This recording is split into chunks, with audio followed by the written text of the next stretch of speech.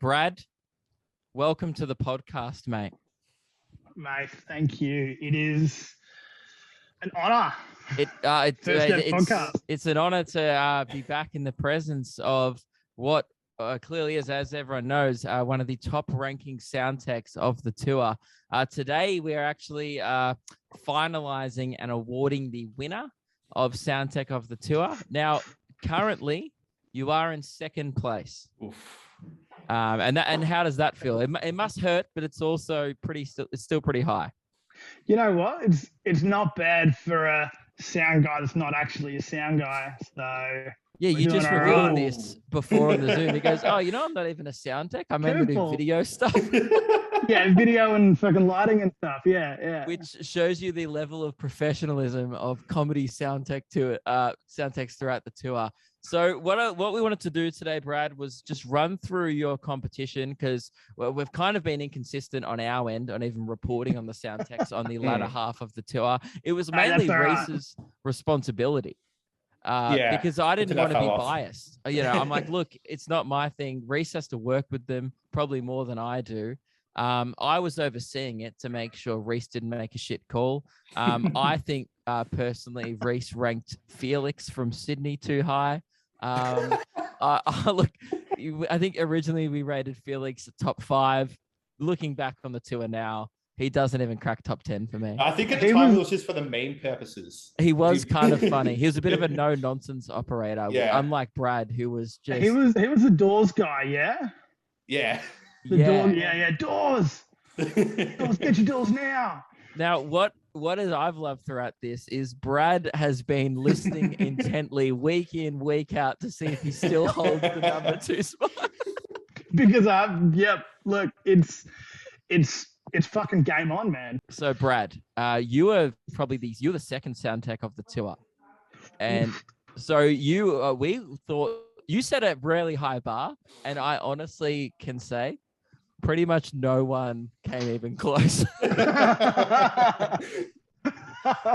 You set a bar of Brad highlights, and the reason why he's number 2, if you just tuned into the competition right now, okay? The reason why Brad is number 2, we got some funky walk-on lights. He helped decide Ruben's walk-on track, Walking on Sunshine. I really hope he's still using that. I really do. I hope he uses it next year on his own tour. Oh, big time. He just can't go back. Yeah, no, and it was your idea. You played it. We're like, because we were trying like AC/DC. I think we were playing Back in Black. Yeah, Back in Black. I couldn't even get the timing right of when it came in. And then you were like, Ruben, walk off stage. Let's try this. And you just hit play on Walking on Sunshine. And that's the kind of creativity. And that song stayed for the rest of the tour. You know what? Ruben did, he came out for that. Corporate gigs. It's like the corporate gig go-to. So you set a very high bar early. Now, look, let's me and List just before this. Sorry, me and List. What am I saying? Me and Reese just made a list, and I've completely lost my phone. There we go. Just before this started. And look, going through it, there was some forgettable names on here, right? But there were also some classics. Oh, yeah. Absolute classics. Some highlights of the tour were obviously Darren, who is currently, and I say currently, sitting in the gold medal position from Melbourne. But he does have quite a few shows. We did 23 shows together. 22, actually. Exactly right, yeah. So that's a lot of loyalty. But that's a pretty fair advantage, though, because, he's got the other gig. Adelaide, we had, it's written down as Ginger Dude because we forgot his name. But I would actually rank him top 5. I'll rank him. I feel very rude for not remembering his name because I did a show with him last week. But, sometimes that's a really good thing because, techs are always in the shadows, in the background. So big ups, He kind of just did his job to the best ability, and we blended in. Also, he was we did 3 Adelaide. I did 3 Adelaide shows with him. Yep. It was also a bit of a beer tech because for every show he would bring me free beers. Yeah, that's why that's investing. Yeah, that's mega investing. That's the thing. It was investing because it was free, so you're literally making money. Yeah, exactly right. Not only that, Reese essentially was the one doing the rankings originally, and I had to take over because Reese was no longer on the tour because he got stuck in Melbourne. But essentially, if you gave Reese free beers, he would pretty much put you top 3 no matter the circumstances. 100%. 100%. So as soon as that happened, that bloke skyrocketed up the charts for sure. Another standout was Emo Aaron from Albury. Very quiet. Did look like Pete Wentz. Sort of dressed like it was 2010 MySpace days. Oh, look, I hate to say this about Aaron because I think he did a great job throughout the night. He did leave without saying goodbye. That's just fucking rude.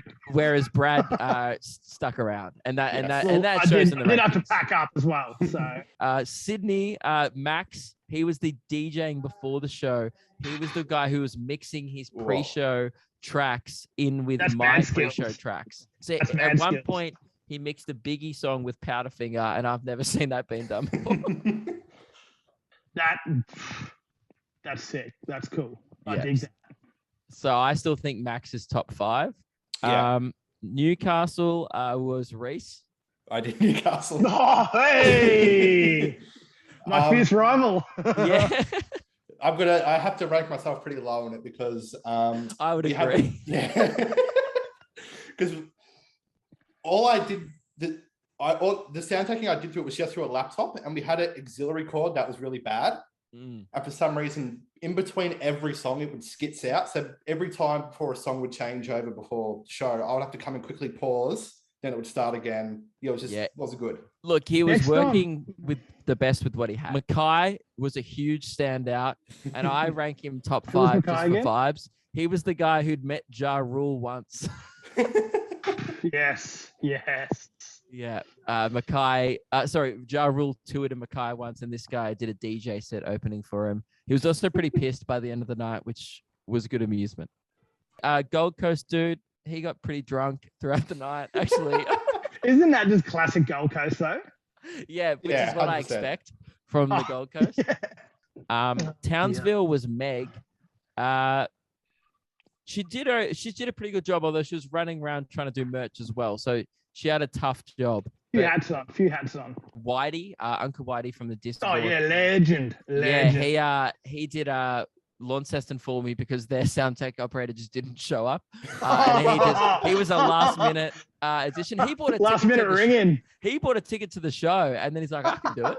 But Luke, you have left 2 people off you haven't mentioned yet. Yeah. Oh, Jack and Simo. Your brother and Simo. Yeah, no, they're right down the bottom. They can't have been that bad. Oh, they just didn't even book a sound tech. They were like, "No, we'll just order you a PA. It'll be fine. We'll figure it out." And then they rock up. They've never seen a PA in their lives, and they're like, "Pretty sure this one plugs in here." And by some miracle, it did work. Yeah. Pretty good can-do attitude, though. Now, let's just rank our top 5 and conclude this. Reese, and you correct me if I'm wrong, okay? Yeah. I think we had similar. Let's start at 5. All right. 5. I want to put Max from Sydney, who did the DJing before, is in the top 5. Yeah. Yep. You agree with me there? I would agree. Ooh, would he be my 5 though? That's the thing. Well, that's what I'm asking you. Yeah. Tough choices. Well, we don't have all day. So. Reese, this is your luck moment. I know. All right, I'll go with Max for number 5 then. We'll go with Max. Okay. Who did you want? I was tossing up between number 5 between him and Emo Aaron. See, you're not going to be happy with me.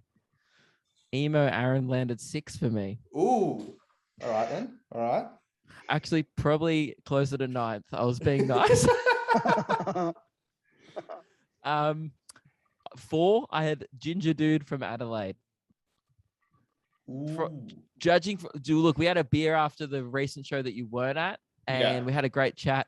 And he created a great atmosphere once again before the show, and kept offering me beers. Yeah, and so a serious investor. Yeah, yes. I would have to completely agree with you on that because he did the exact same for me. 3 beers, ranks high. Coming in at number 3. Number 3.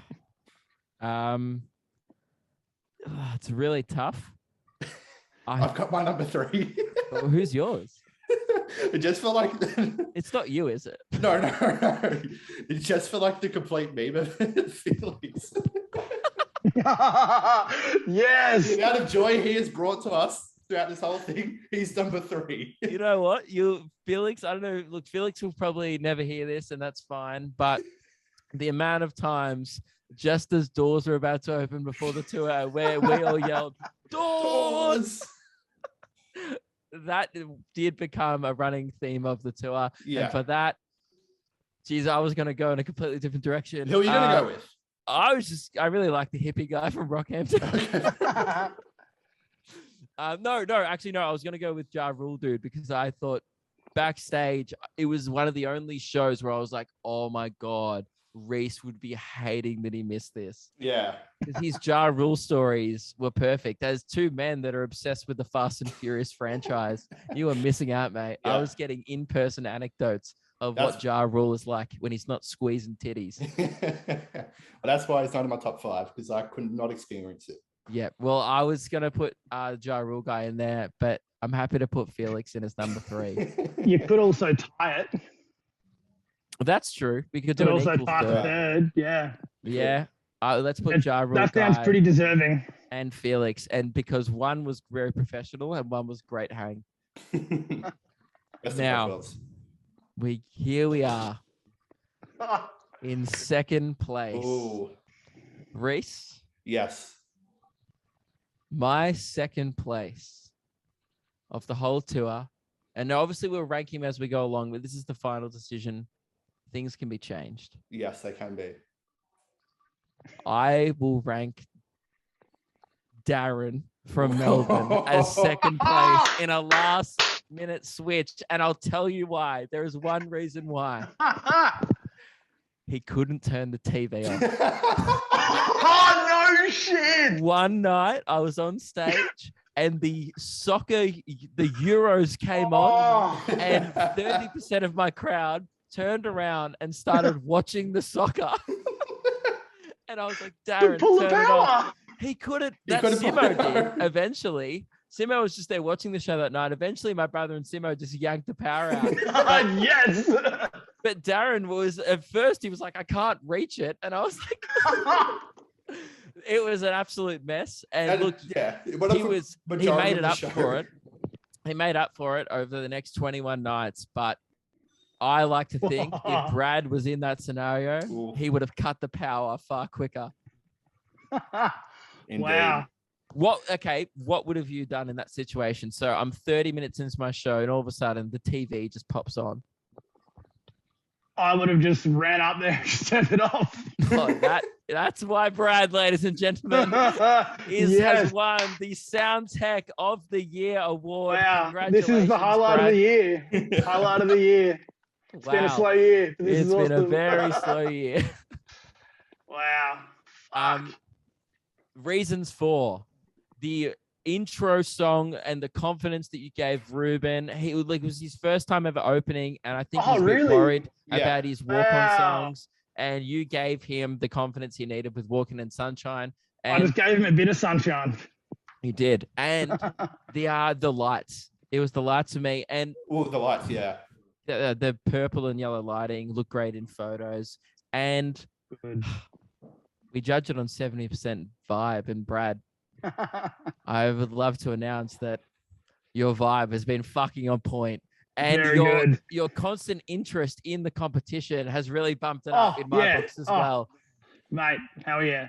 And you know what? When he found out he was second, I like that you were fucking ropeable about it. Yeah, we're getting bombarded with messages. You are not a happy chappy.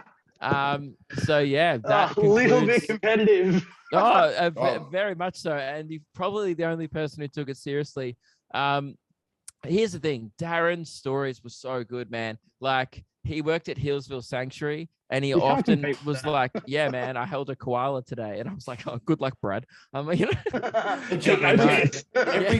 time we came in, he had a new story to tell us. That's impressive. One day he came in and was like, I was on Triple J yesterday. And I was like, oh my God, tell us. And he told us this great story about him jumping on air, and he did this thing about him working at Hillsville and stuff.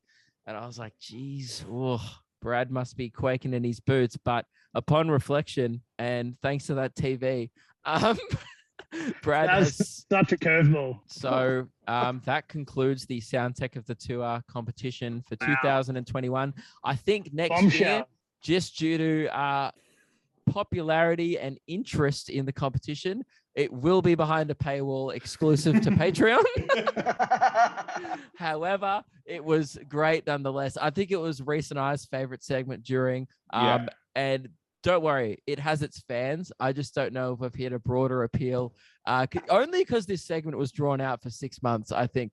I feel like there was a lot of momentum early, and then towards the end, I kept forgetting to learn the Soundtech's names. I was doing like 6 shows a week, and I was like, I can't keep up. Well, but at least the people that you do like remember were unreal for their they stuck quirks out. and shit, you know? Exactly. And so, yeah, Brad, thanks very much for joining us, mate. It's been a pleasure, and congratulations. What an achievement. Thank you. This must be one to put on the resume, I'm sure. Oh, mate. It's just going to get so crazy busy now. Yeah. Hit Brad up if you need him. Genuinely, actually. Can you plug your business? Diverse audiovisual events. Dave for short. Hit him up. All right. That's the end of the Soundtech competition. Thank you very much for joining us, Brad. Sweet legend. Cheers.